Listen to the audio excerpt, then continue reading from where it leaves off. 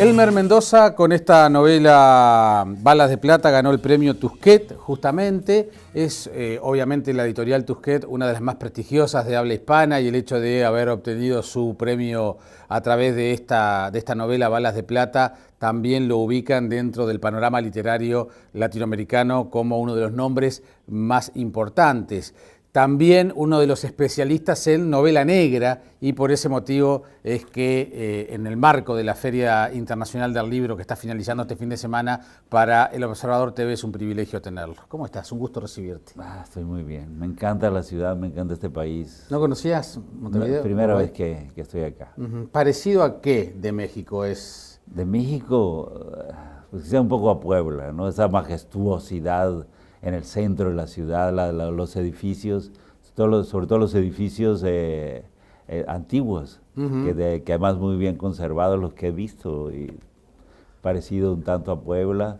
Pero aquí sí creo que son mucho más cálidos que los poblanos, ¿no? Los pueblos cerrados así. Lo que no hay acá es tanta gente como en el Distrito Federal. No, eso es una locura, es una locura. Eso creo que la zona metropolitana son 26 millones de individuos, eso es bastante. Es terrible, ¿no? Eso de no poder calcular,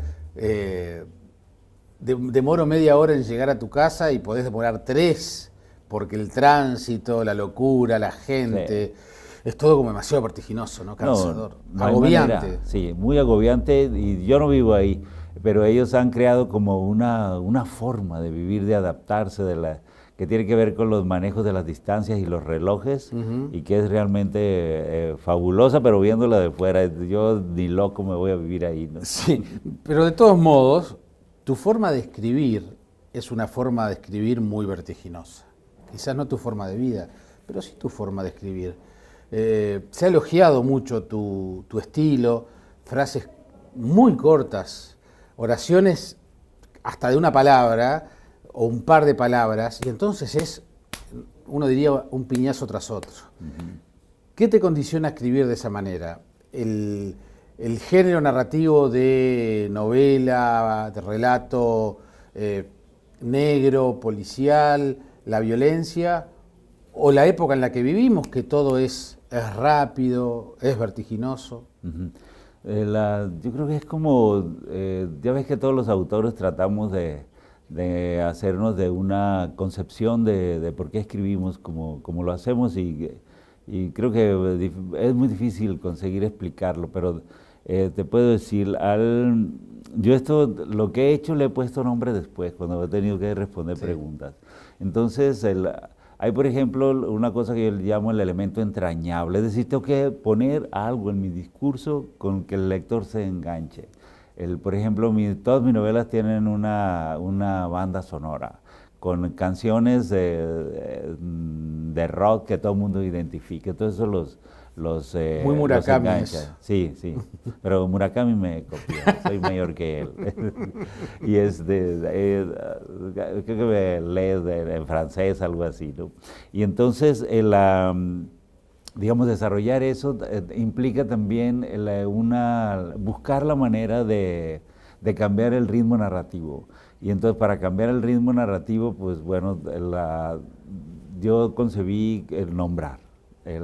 Dos formas en el ritmo, uno que es atemperado, como de palabras, son enunciados que van de hasta 12 palabras, y que es muy lento, sirve para describir así atmósferas, donde no hay emoción.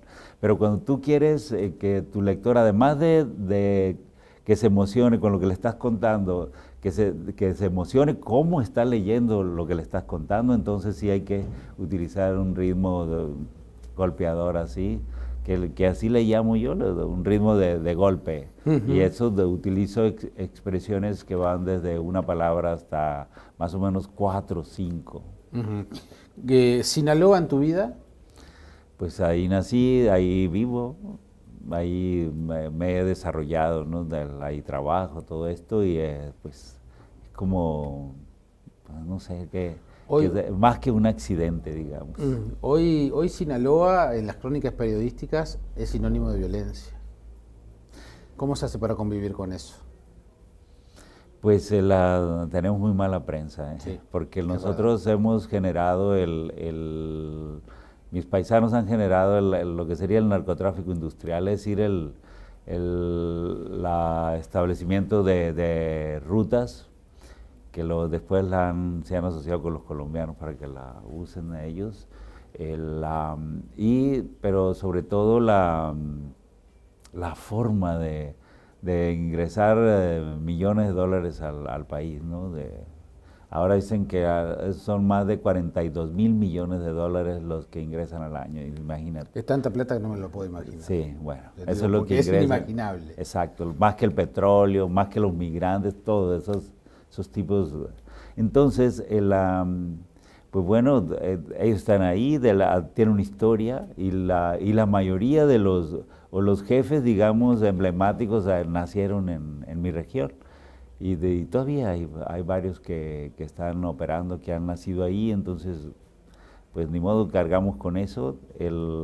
Y creo que también la percepción de la población, digamos, la que trabaja legalmente, pues poco le molesta esto, pero es inevitable. Claro, el tema es cómo se logra convivir con eso y con esa mala prensa. Tú recordarás que hace muchos años Colombia, más que en un país, se transformó en un adjetivo. Hablábamos de la colombianización como sinónimo de violencia. Eso obviamente uno supone que para los colombianos es terrible. Sí.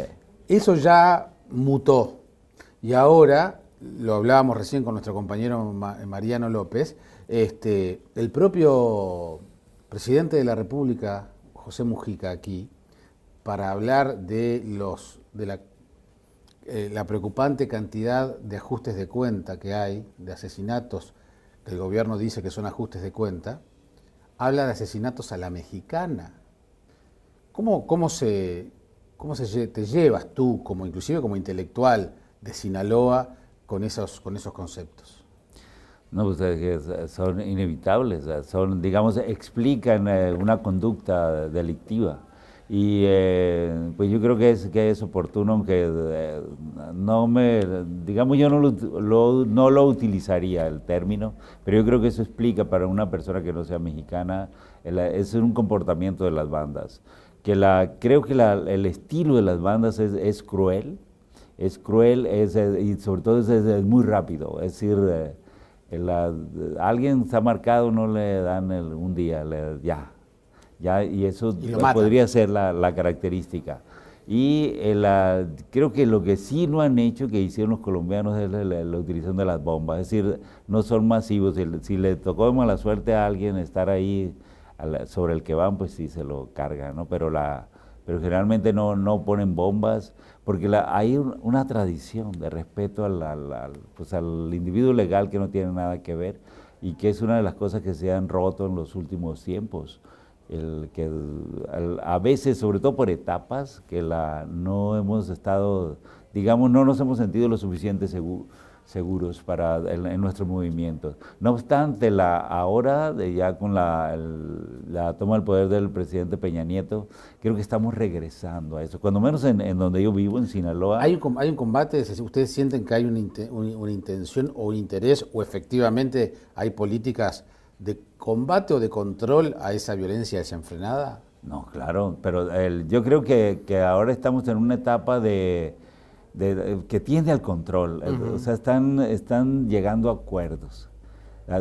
Siempre pedimos el gobierno pasado que llegaran a acuerdos, y siempre los que, digamos, como la gente de prensa que estaba con ellos decía, pero ¿con quién van a acordar? ¿Cómo que no van a saber con quién van a acordar? Claro que saben, y es lo que está haciendo ahora el gobierno, localizar los grandes cabecillas, negociar con ellos.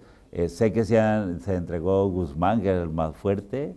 Me estaban diciendo que ayer se entregó Carrillo Fuentes, que es otro de los fuertes también. Entonces, digamos, eso esperamos la población que atempere un poco lo que es el ambiente de la violencia, aunque tienen que controlar las bandas intermedias, que son las más peligrosas, ¿no? Que son las que, digamos, se rentan para matar. Recién veíamos un narcocorrido, ¿no? Inclusive podemos ver algunas imágenes y lo escuchábamos. Es impresionante, Elmer, cómo se ha generado una cultura en torno al narcotráfico, al delito. Y en muchos casos quizás este no es lo más claro, pero también, igual también lo hace. Hay una incitación a la violencia. Allí veíamos, cuenta ese narcocorrido, cuenta la historia de alguien que se dedica al narcotráfico desde muy niño, y lo vemos ahí en el video también. ¿Cómo se genera una cultura, un movimiento cultural en torno al delito? Bueno, en primer lugar es que la producen. Bueno, ahí lo rescatable es la chica. Sí, eso es verdad. Pero ellos crean tantas señales que, digamos, pasan a formar parte de la percepción general que tenemos de eso, ¿no? Y este chico pertenece al movimiento Alterado, que es un movimiento que estamos en contra de él. Ah, es un movimiento esto, el Alterado sí, es un movimiento. Sí, mirá. Alterado sí que es el... Mirá, eso es increíble, sí. O sea, el tipo ya desde chico se fue criando como que la cosa más normal del mundo, todo eso. Sí. Entonces es muy violento, es decir, los temas son muy violentos, los arreglos musicales son muy violentos, es decir, es algo distinto, no tiene que ver, digamos, con grupos emblemáticos como los Tigres del Norte, o los de los Tucanes de Tijuana. Otra cosa, ahora los gobiernos locales han prohibido a ellos de dar conciertos. Ah, esto está porque prohibido. Ahí sí hay una incitación directa a la violencia y eso estamos en contra de ellos. Yo mismo estoy en contra de que la libertad de expresión está ahí. Yo creo que ellos tienen que hacer su trabajo, pero yo creo que en espacios cerrados, ¿no? Porque desde luego no. ¿Y esto genera adeptos? Yo creo que entre la población, digamos, legal no, pero ellos tienen mucho trabajo porque son como lo que hacen ellos muy representativo de lo que es el sentido que los narcos le dan a su vida, ¿no? Muy épicos, muy valientes, muy machos, y entonces que haya una persona que de alguna manera los represente, pues tienen bastante trabajo, ¿no? Y supongo que el tema del sexo y el de las mujeres también debe ser... No, las chicas son importantísimas. Los narcos han creado un modelo de mujer, lo hicieron los colombianos, y es que se trata de poner defensas, dicen, ¿no? De poner en el frente y de poner acá también, y lo has hecho. Uno ve, por ejemplo, en los bancos en México, que ve una chica haciendo fila, pues es una chica que va a depositar, no sé, miles de dólares que son de... Como esta morocha que estamos viendo en el video. Sí, fíjate que ella todavía no llega tanto, es un poquito más exagerado. Más porque exuberante. Esta chica se ve como natural, si la modelo que sale ahí. Y todo ese movimiento en torno a la violencia, toda esa cultura en torno a la violencia, hace que la gente normal, por llamarlo de alguna manera, pese a que no me gusta la expresión, también sienta que la violencia es una cosa mucho más cotidiana y la muerte es una cosa más cotidiana, y todo este razonamiento va a terminar en tu libro. Pero digamos, ¿uno se acostumbra a convivir con la violencia, con la muerte? Sí, eso es humano. O sea, lo único que la gente dice, bueno, mientras no me llegue, yo no puedo evitar. Tenemos un gobierno que debería evitarlo. Si no lo evita, bueno, tengo que hacer mi trabajo, tengo que seguir mi vida. Me toca convivir. Si los hijos de ellos van al mismo colegio que los míos, pues, es decir, no lo puedo evitar. Entonces, lo que voy a tratar es hacer una convivencia pacífica. Pero siempre hay como digamos, una actitud de invasión de lo que son las vidas privadas, que eso se puede ver en el tráfico, que de pronto se mete un Hummer o un auto de cristales oscuros y se mete. Y entonces tú tienes que frenar, entonces vamos para irritarte, te puedes irritar, pero para reclamar tienes que pensártelo, porque puede bajarse el cristal o la puerta y salir un tipo con un AK-47 y bueno, ahí te ves, ¿no? Es decir, hemos aprendido a vivir con eso. Y hay algunas regiones de México, digamos que no lo han conseguido controlar. Nosotros, no sé, es como la naturaleza de mi propio pueblo, que hay como una temeridad. Nosotros somos vencedores del desierto, es decir, hemos convertido un desierto inhóspito en una de las zonas más productivas del mundo, ¿no? En la agricultura, y como la gente está muy plantada, muy segura. Pero hemos generado también a los delincuentes que tienen como la misma raíz. Entonces, no es fácil porque siempre hay demasiados mensajes. Por ejemplo, hay un santo que se llama Malverde, que siempre decimos que es el narco de los delincuentes, de ellos, ¿no? Yo he tenido la suerte de ver llegar un tipo, el sacar un puñado de dólares, dárselo al administrador sí, puede llegar con un músico del movimiento alterado que le canta canciones mientras él está pidiéndole que lo ayude a hacer su negocio. Sí, está la ropa, ahora los chicos ya usan marcas, ¿no? Que usamos todos, pero digamos hay distintivos, o sea, porque la delincuencia también no solamente inventa qué va a comer, o sea, los italianos tienen un libro que se llama La mafia se sienta a la mesa. Cierto. Sí, y entonces, pero acá también, es decir, hay platillos que a ellos les gustan mucho, de lo que beben también, pero también generan su ropa. Tú acuérdate que el traje gris de 3 piezas, chaleco, eso lo invitó Al Capone. ¿Sí? Lo invitaron los de Chicago, entonces de ahí no, eso lo inventa Humphrey Bogart y lo imitan los de Chicago, o sea, porque lo representaba o les gustaba, ¿no? Entonces, acá igual, es decir, las formas de vestir, el tipo de camisas, y ahí han estado involucradas marcas muy fuertes que a ellos les han gustado para usar la ropa, las sedas, ahora ya usan así blazers como este, ¿no? Pero antes no estaban las camisas vaqueras, los zapatos, las botas, y claro el sombrero, porque la mayoría se originan en el campo, no en la montaña. ¿Y ellos leerán tus novelas? No estoy muy seguro pero yo creo que no lo ignoran, no ignoran que yo estoy ahí, no ignoran que estoy contando sus historias, y también saben que no estoy contando el poder de representatividad de mis libros. Abarca toda una época. Es decir, no es como ellos decían, estaba contando ahora, porque yo he empezado a escribir del tema antes de que el tema se hiciera. De la explosión. Sí. Pero con esta novela, con Balas de Plata, vuelve el tema muy patente. Bueno, sí, dicen que yo he creado el género y la base es Balas de Plata, ¿no? ¿Hay de alguna manera, tú sentís que redescubriste de alguna manera el género de la narcoliteratura? Pues yo no estoy muy seguro de esas cosas porque para un autor creo que no es sano como igual así que de entrar a la crítica literaria, ¿no? Ver qué es lo que estás haciendo,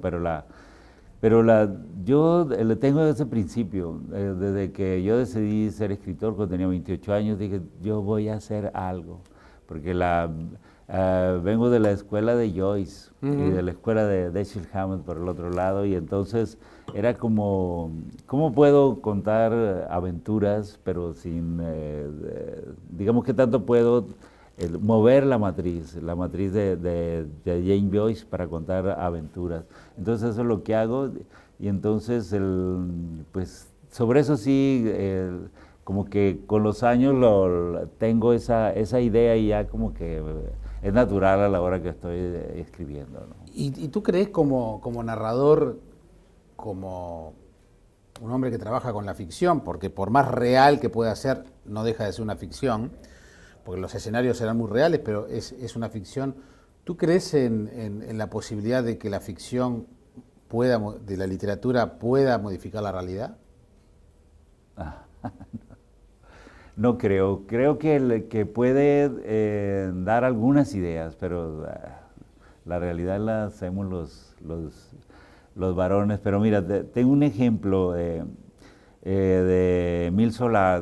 Publicó una novela que se llama Germinal, y entre las cosas que yo leí de esa novela es sobre las minas, del trabajo de los personajes. Tienen como 15, 16 años, y que los parisinos leyeron esa novela y quedaron aterrados y pidieron no sé, al Congreso, a las Cortes, que prohibiera a los niños trabajar en las minas. Entonces les digo yo, bueno, sí, eso puede servir de ejemplo, pero yo creo que entre nosotros no. Mira, América, yo creo que América Latina, hay como que una actitud de no dejarnos influenciar por los escritores. Y aparte la realidad es tan violenta, tan fuerte, que yo no creo que exista un autor capaz de representarla pues, como es, ¿no? Más bien, si me pongo borgiano, que Borges decía que es imposible porque la realidad la hace Dios, ¿no? Y bueno, uno no tiene nada que hacer ahí. Yo ahora tengo lectores en la clase política, me los encuentro en aviones y por ahí en sitios y me lo confiesan. Y yo pregunto que si podrán hacer alguna de las cosas que otros lectores piensan que deberían hacer. Y nunca me han dicho que sí. Nunca me han dicho que sí. Es decir, porque es un asunto de corrupción que es muy complejo, es muy difícil y es muy peligroso además, ¿no? Entonces, un político que se pone a tratar de enderezar los destinos corruptos de cualquier país, cualquier región, pues amanece cadáver al próximo día, ¿no? ¿Quién es Edgar el Zurdo Mendieta? Es un detective mexicano, norteño, que está construido en alto porcentaje de detectives de ficción. Es tu Pepe Carvalho, digamos. Sí. Y también con un par de modelos ahí de policías reales que son amigos míos, ¿no? Y es de alguna manera quien te permite llevar un relato que tiene todo lo que tiene que tener: sangre, violencia, droga, bebidas, sexo, todo. No, sí, son ingredientes importantes dentro de la novela policíaca contemporánea y tiene que estar ahí. Hay un provocador argentino, a mí me gusta como escritor, tiene algunas cosas, pero ha escrito tanto que es muy desparejo, que es César Aira, que decía que la novela policial pierde calidad en la medida que aumenta la cantidad de muertos. Cuanto más muertos, peor es la novela. ¿Consideras que es así? Claro que no. Él no sabe lo que es una novela policial. Él debe seguir escribiendo lo que escribe, ¿no? ¿Cuál es el secreto de una buena novela policial? Yo creo que hay que trabajar siempre alrededor de la trama y tener muy claro que el universo de lectores de novela policíaca es como el universo más vivo y quizás el universo más famoso. Es decir, que tú sabes que los lectores de policíacas no se chupan el dedo y que van leyendo y van buscándote todos los defectos. Es verdad. Entonces, buscándole el truco al mago. Eso. Entonces hay que trabajar las tramas. ¿Y cómo se trabajan las tramas? Hay que trabajar las falsas pistas, con mucha finura. Claro, en América Latina siempre tratamos de que las novelas, es inevitable más bien que las novelas representen nuestra realidad. Sí. Entonces, como es así, pues entonces hay que también, cada quien elige cómo es que representa la realidad que le interesa, ¿no? Ahora que dijiste falsa pista, qué buena novela es la falsa pista de Mankel. De Mankel, claro. Qué impresionante. Sí. Como además, bueno, de alguna manera, es más o menos lo mismo. Lleva al lector a un lugar cuando el lector se siente, está agrandado, porque dice, ya te tengo, te gané, Mendoza, te gané. Por el otro lado. Ahí ¿no? va, claro. Yo no quería hacer el gesto, pero es así. Es tal cual, ¿no? No es que es el juego, incluso yo creo que dentro de digamos, lo normal que puede ser nuestra vida como autores, pues sí tenemos que tener como una idea de la perversidad que podemos practicar en nuestra literatura, ¿no?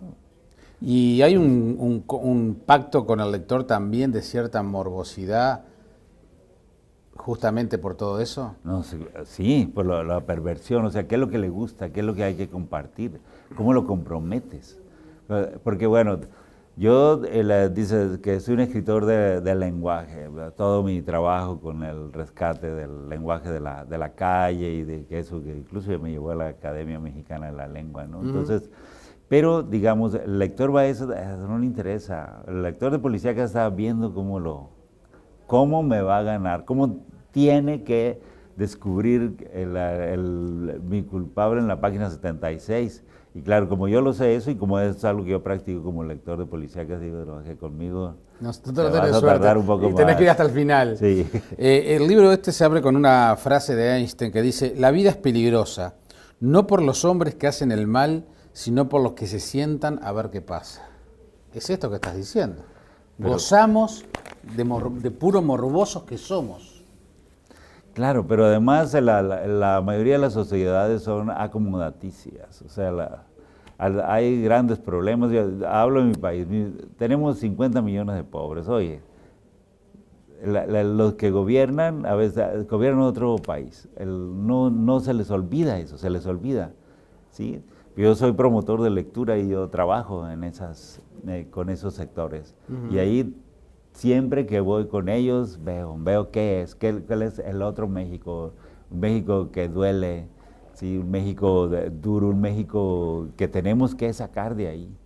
Y ahora el gobierno de Peña Nieto está al fin ejerciendo unas políticas donde yo voy a participar. Voy a la zona de guerra a enseñar a escribir crónicas, ¿sí? De Michoacán, a enseñar a escribir crónicas y voy a intentar a que ellos regresen, digamos, a confiar en la imagen que tienen como una comunidad sana. Más de una vez escuchamos que en lugares como Medellín, por ejemplo, o en algunas otras zonas de Colombia, parte de la estrategia para luchar contra la violencia fue la cultura.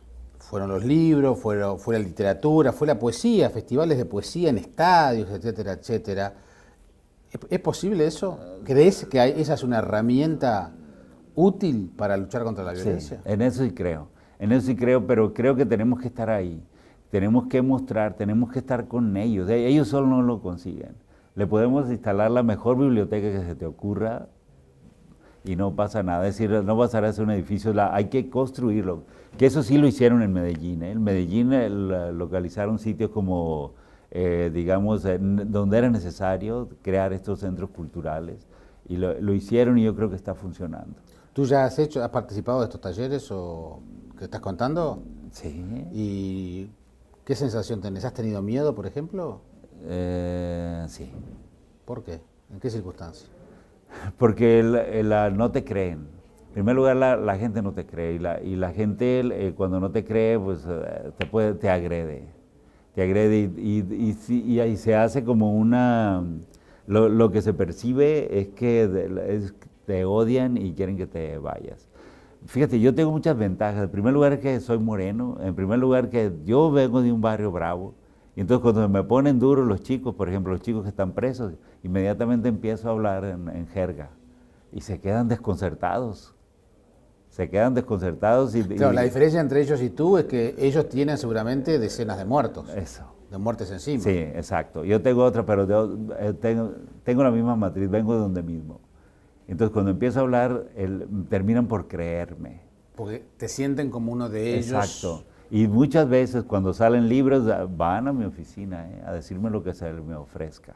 Pero desgraciadamente lo que se me ofrezca es en protección, si alguien me quiere hacer algo. Pero si un día yo espero que llegue uno y me diga, oiga, yo me interesa participar en esos programas que ustedes impulsan. Y a esos jóvenes a los cuales tú les hablas, etcétera, ¿lográs cambiarle que se den cuenta las faltas que han cometido, lo que están purgando, lo que están pagando? Porque para ellos también es una forma de vida. Es casi que hay encuestas que acá que han circulado, y mucho más supongo que allá, que es el trabajo que tienen. Sí. O sea, mi trabajo es venir acá y hacer 2 horas de televisión. Para ellos es salir a matar muchas veces. Sí. No. Lo que conseguimos es como que descubran otra opción, pero hasta ahora ninguno de ellos ha dicho, he estado viviendo en el error. Lo único, bueno, es interesante esto de leer, es interesante esto de conversar de otras cosas, sí, pero nadie así que haya dicho, ¿sabes qué? Yo voy a dedicarme a otra cosa, voy a dejar de hacerlo. ¿Te acordás el personaje de la película ¿Quién quiere ser millonario? El hermano del protagonista, que se junta también con un delincuente, no me acuerdo si era narcotraficante. El muchacho se termina arrepintiendo y bueno, se termina matando, ¿no? Tapado de billetes de dólares en una bañera. Uh-huh. Él de alguna manera, viendo el éxito de su hermano por derecha, se dio cuenta del error de haberse metido en todo ese ambiente, ¿no? Hay que ver si eso que pasa en la ficción es posible que exista alguien que, bueno, antes de suicidarse se dé cuenta de que estaba mal. Sí se dan cuenta, pero siempre hay justificaciones económicas. Yo tengo una expresión que dice que más vale vivir 5 años como rey que 50 como buey. o como cuey, es decir, en el trabajo improductivo. Y lo sostienen y los chicos te lo dicen. Los chicos te lo dicen, ríen y ellos están soñando con su camioneta, su auto del año, su chica como la que sale ahí al lado, es decir, en la fiesta. Y como esto que tú mencionaste, que ellos pueden salir a trabajar, pero bueno, tienen derecho después del trabajo a un descanso como ese, ¿no? Con una chica es terrible, sobre todo porque uno no ve las soluciones a corto plazo. Es que tenemos que buscarlas entre todos. Lo que creo yo es que nosotros lo que hacemos es como poner como una opción más. Una opción más. Incluso ahora trabajamos lo que es el concepto del espacio pequeño. O sea, ok, vamos a promover la lectura, pero aquí en la familia, con los cercanos. Y con ellos les digo, no, tú, si acaso tienes un amigo aquí, pues con él, o sea, no rescatemos a toda la región, no rescatemos al país, vamos a rescatarnos a nosotros mismos y a los que están ahí. Y eso les gusta a ellos. Pero ¿sabes quiénes son más difíciles? Las mujeres. Las mujeres son complicadísimas esto, porque ellas además son muy claras. Los hombres a veces como son cómplices, está bien, le voy a seguir el rollo a este señor, ¿no? Pero las mujeres no, las mujeres te enfrentan, las mujeres, si un varón le has hecho algo, tú lo representas. Y son muy difíciles las mujeres, porque nosotros trabajamos también con mujeres pues en rehabilitación, los más complicados son las chicas que han sido violadas, esas es muy difícil. La especialista que tenemos trabajando ahí no sabes cómo sufres. Y a poetas, esos poetas que son muy bravos, ¿no? Que hablan y que critican a todo el mundo. Vengan, vamos, vayan ahí. Todos salen huyendo. No, esto es otra cosa. Bueno, sean prudentes ustedes también que andan criticando. ¿Desde qué edad empiezan a trabajar en el narcotráfico? Es que eso depende, pero depende de tus pertenencias. Por ejemplo, en la montaña ya, que es donde han nacido la mayoría, empiezan desde muy chicos, ya que tienen 9, 10 años, incluso antes, pero empiezan lo que son en la participación de los procesos. Allá no se da la coca, ¿no? Pero se da la amapola. Entonces lo primero que hacen ellos es trabajar con los bulbos, lo que hay que rayarlos y que suelten la goma, y eso es lo que sacan la heroína de ahí. Entonces los niños trabajan en eso. Están las plantas y van así sacando y luego recoger eso. Y ya dependiendo del carácter del niño, porque hay individuos, hemos encontrado individuos que siempre hacen eso y que con lo que ganan les es suficiente. Entonces, pero hay individuos no, niños que crecen un poco, son fuertes, ellos quieren manejar armas, quieren tener otra historia, y entonces los empiezan a entrenar. Y puede ser como de los 12 años. 12 años que... Son personajes de balas de plata, eso pero que está claro, contando. claro, porque por ejemplo en la prisión para menores, que son de menores de 18 años, cayó un niño de 15, que era el niño sicario, le decían. Y el niño iba a nuestros talleres y sabes una cosa, lo tenía aislado, una celda para él solo, ahí en el tutelar para menores se llama ya, o sea que es la prisión para menores. Pero para que un niño lo llamen el niño sicario, ¿cuántas muertes tiene que tener encima? Este niño tenía 13, creo, 13 muertes que él decía. Y tú lo veías ahí, mira, te digo algo, era el único joven, niño, que estaba tranquilo siempre durante la hora y media. Eso es frialdad, no tranquilidad. Exacto. Frío así, y yo le pregunté, oye, pero no te... ¿Ese niño es recuperable? Yo creo que no. Yo creo que no, porque además se hizo famoso. Se hizo famoso ese niño. Lo peor que le pudo haber pasado. Transformarse Sí. en esta cultura del Sí. narcotráfico en un héroe. Exacto. Y sabes una cosa, eso incluso ha forzado al Congreso a ¿cómo se llama? Como que reducir la edad en que entra Estamos a en la ese prisión debate grande. acá. Ahora en las elecciones del 26 de octubre, aquí se va a votar bajar la edad de imputabilidad de 18 a 16 años. Bueno, ahí lo que estamos haciendo es crear delincuentes con mejor formación, porque los delincuentes terminan de formarse en las prisiones. Y con ese niño eso es lo que va a pasar. Elmer Mendoza es, más allá de un escritor de novelas policiales, ya ven, es un hombre que conoce muy bien la realidad que le toca vivir, convive en ella, porque para ti, con la fama que ya adquiriste como escritor mexicano, te sería muy fácil estar en otro país escribiendo tus novelas, pero tú has decidido quedarte allí. Es que yo estoy donde tengo que ser útil, o sea, yo no soy escritor de la torre, ¿no? Yo soy de la calle. Elmer Mendoza está en Montevideo en el marco de la Feria Internacional del Libro y para nosotros ha sido un privilegio tenerlo. Están sus libros en las librerías editados por Tusquets. Vimos unas tapas formidables que dicen mucho. Tiene mucho que ver ese labio ensangrentado, es impresionante que veíamos ahí. Y bueno, su última y tan laureada novela y premiada es Balas de Plata, así que para nosotros ha sido un privilegio tenerte y conocerte, Elmer. Gracias por haber venido. Muchísimas gracias. Además, que en la feria está en el stand de Planeta, que mi casa editorial se ha asociado. Es verdad. Editorial Planeta es en Montevideo, en Uruguay, quien distribuye las excelentes libros, los excelentes libros, las excelentes novelas de Editorial Tusquets. Seguimos adelante.